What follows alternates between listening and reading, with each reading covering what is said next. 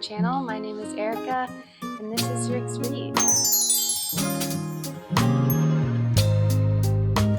I haven't posted on here for a while because I was back in Japan and I had less time to do YouTube or really even reading than I was expecting. But I think that's a good sign. It meant that I was busy doing a lot of other fun things. So I leave with no regrets. I am back in America now. Kind of want to leave again because what the heck is going on? But I'm back. It is nice to be home and I'm back. I'm happy to be back on YouTube again, finally. So today I'm going to talk a little bit about my trip. I went to a couple more bookstores. I went to this really cool bookstore in a small town about 3 hours outside of Kyoto that was really, really cool. It had the neatest designs. It's particularly the lighting in this bookshop. It had multiple different lamps that were made of books that I feel like I really need in my house. I'm gonna try to like get some imagery of that bookstore on here, but that was in a really cool town called Kinoseki Onsen. Um, and this town is really known for their snow crab, and we ate a lot of snow crab while we were there. And they also brew a lot of sake there, so there are a lot of sake breweries. And so in this bookstore also, they had this drink that I have never seen anywhere else, including anywhere else in Japan, which was hot sake with snow crab inside of it. And I had it, and it was honestly pretty good. I was a fan. It's weird. Like, it was definitely weird, but the crab was really sweet, so it kind of, I mean, I was into it. I like weird stuff, so I'm very adventurous when it comes to food, but I was into it. I drank it. I thought it was kind of delicious. So, big fan of that. They had it at this bookstore. Um, but then I also went back to my favorite Tsutaya books that I went to on my last trip to Japan.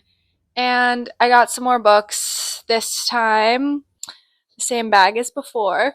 I'm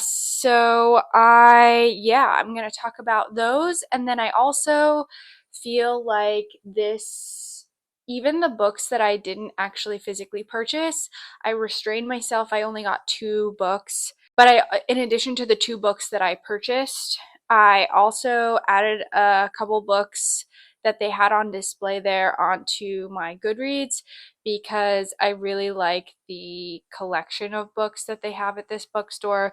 So I was inspired to get other books. I did limit myself to two just because don't want to be I don't want to be purchasing like 50 books every time I go somewhere, and I still prefer to get most of my books from Libby. But I'm going to be talking about the two books that I purchased and then a couple of the other books that I added to my TBR from inspiration from these Japanese bookstores that I was at. So, the first book that I got was Blind Willow, Sleeping Woman by Haruki Murakami. You may remember from my last Tokyo bookshop haul, if you watched that. Look at me assuming that you've watched all my videos. Thank you for watching this one. That's all I can say. Thank you for just this one. If you want to see the last one, I did another Tokyo book haul a couple months ago when I was in Tokyo in November. And that time I got Norwegian Wood by Haruki Murakami, and I am nearly done with that book. Like I said, I didn't really get as much reading as I was initially hoping to while I was there. I also just haven't been reading that much for fun because life has been really nuts even since I've gotten back. But I think I only have like 130 pages left in Norwegian Wood, so I'm almost done with that. And that one matches this book. So now my two physical copies of Murakami books are the exact same shape and size and color and design. And that makes me happy because they'll sit next to each other on my bookshelf. And I will be reminded of the fact that I bought these two books while I was in Japan and that they look the same. And I don't know, symmetry. I have a feeling it's gonna make me happy, so I got that. I also got Goodbye Sugumi by Banana Yoshimoto. I have not read anything, and this is a pen name. I feel like a lot of Japanese authors use pen names for their writing, which I find just interesting. I'm not sure why that is. Perhaps I should look it up.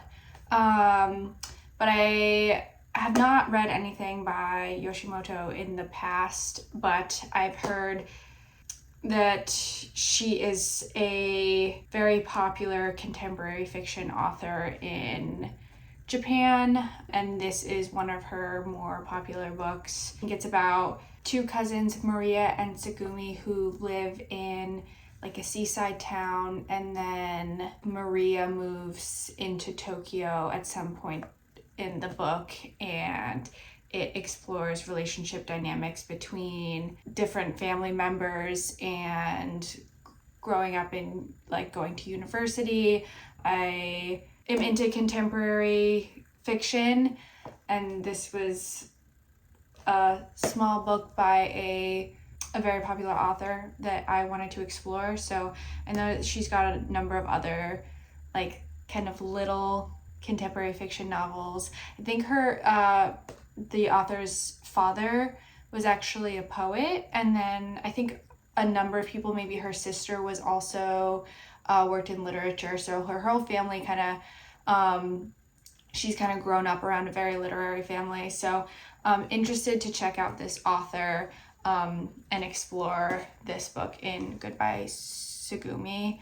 So those were the two books that I actually purchased. But then, as I mentioned, there were a number of other books that I had to keep myself from reading. One of them is called I Am Cat. I saw this at like a number of different bookstores, so it piqued my interest. But it is written from 1904 through 1906. It's a comic masterpiece, so a silly book. I Am Cat satirizes the foolishness of upper middle class Japanese society during the Meiji era with acerbic wit and sardonic perspective. It follows the whimsical adventures of a world-weary stray kitten who comments on the follies and foibles of the people around him. A classic Japanese literature, I Am Cat is one of Soseki's best-known novels, considered by many as the most significant writer in modern Japanese history. So, a classic novel written in the early 20th century that's supposed to be a satirical commentary on Japanese society during the Meiji era. So, it was seemed like kind of a classic. I am needing some lightness in my life right now because the world doesn't feel very light right now, and so looking for levity in my literature. And so this seems like a silly novel, but also seems like a modern classic in Japanese literature. And again, I saw it on loads of bookshelves while I was in all over Japan. So added that to my TBR, but I'm gonna try to reserve that on Libby rather than purchasing at the moment. Another novel that I added to my list is Murder at Mount Fuji. This, I think I've mentioned in some of my other videos that I want to start reading more thrillers and maybe even horror novels in 2025. So this is Murder at Mount Fuji is kind of a thriller-ish novel. This is written by an author named Shizuko Natsuki, and she is apparently one of the most famous mystery novel writers in Japan.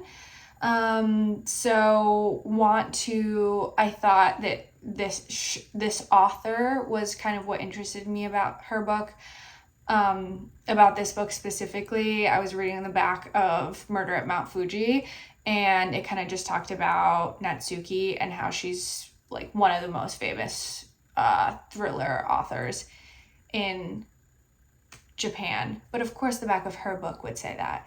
But I looked it up later, and it does seem like she's one of the kind of most popular thriller writers. So this was a book based on my desire to get more into mystery, thriller, horror. So I guess someone is invited to like a party or a celebration and is forced to like defend herself and commits a murder is initially the story of I think of a member of the family who's throwing the party who is quite wealthy. But then as there's an investigation, it seems that it may be deeper than it initially appears, and there might be more things going on under the surface. So, Murder at Mount Fuji, that's kind of a thriller novel that piqued my interest. The next books that I added to my list was a book called Hiroshima Notes, which is not a novel, but it is I believe, sort of a investigation or like journalistic telling of the individuals in Hiroshima and looking into the aftermath of the bombing that occurred there. I unfortunately did not get to visit Hiroshima during my trip. It's one of the places that I really wanted to go to and didn't get to. If I get to Japan again, I definitely want to go. But I certainly want to learn more about that from the perspective of the individuals who lived there during the time and then during the aftermath. So Hiroshima Notes, it kind of, the way it was described is it puts a human face to kind of what happened after those bombings and in that city that was completely destroyed by those bombings. So that was another one that I added to my TBR. And then, gosh, I added so many. The next one is a novel called Breasts and Eggs. This novel, it says that it's written with a bit of humor, but I think it's a look at women in their 20s and 30s, and I think one of them is going to get like a breast augmentation surgery, and then one of them, it is described as she's lost her voice, and I guess there are three women who are the protagonist of this novel, and about kind of just looking at womanhood in Japanese society particularly, and I think towards the end of it grappling with questions about growing older and some of them growing older like without children. So I thought this would be like an interesting novel to understand like a female perspective. Both it's a female author, but then it's about like three women growing up in Japan and some of the basically just like a commentary on that. So that one was called Breasts and Eggs by Meiko Kawakami. So added that one. Gosh, I've got a number more. Actually, no, just one more. Yeah, the final book that I added to my TBR is probably the most important book on this list. It is The Tale of Genji by Murasaki Shikibu. This is very important, not just for Japanese literature, but for like my knowledge of literature just in general. This is often considered, I think widely considered, the first novel, the world's first novel. So it was written in the 11th century by a woman who was a lady in waiting in the imperial court of the Heian period in Japan. and it covers, I think, relationships, court dynamics, and things that Murasaki Shikibu, the author, like observed in the court, but there hadn't really been anything else like this written before, and so yeah, it's like considered the first novel, the world's first novel, and I think there are a number of reasons why. Even though I definitely want to read this at some point, I did not pick it up at a bookstore. One of them being that there were multiple translations, and I was kind of going back and forth on which translation I should buy.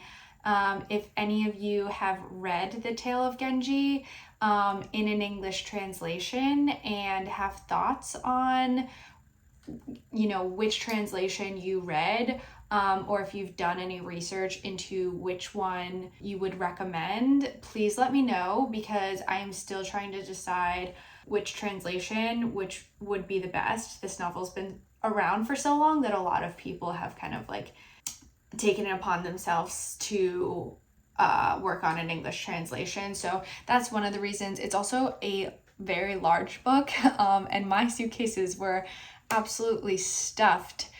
So that's part of the reason that I opted for smaller books on my way home, because I needed to fit in my my personal item while I was traveling back. And yeah, this is like an epic novel, but I definitely want to prioritize this on my TBR. I think that I think that it'll be a really amazing book.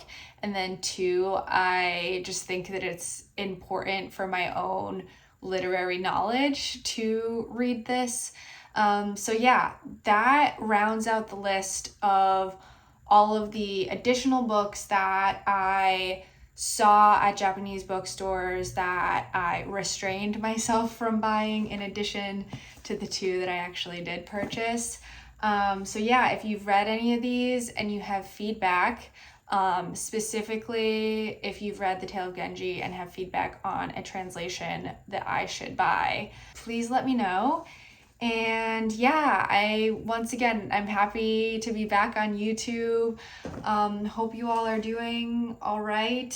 And if you've watched this far, thank you so much for watching, and I'll see you on the next one. Hopefully it won't be a month away, but honestly, who knows? Life is crazy right now. But I promise it won't be a month. I'll be better about posting than I was recently. But anyway, thank you so much for watching. I will see you on the next one.